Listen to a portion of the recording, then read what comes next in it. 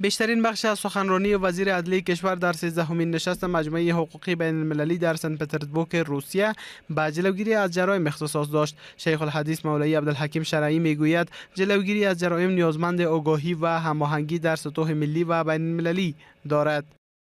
جرم مخنیوی د هیواد په کچه او هم په نړیواله کچه پوهاوي او همغږۍ ته ضرورت لري. کله چې د مجازاتو ترڅنګ پوهاوی او همغږي عدالت وي د جرم مخنیوی به حتما وي. وزیر عدلیه در این نشست بین المللی گفت که امارت اسلامی نظام اسلامی ناب را بر اساس ارزش‌های دینی، تاریخی و عمومی مردم افغانستان ایجاد کرده که در آن حقوق همه افراد محفوظ است.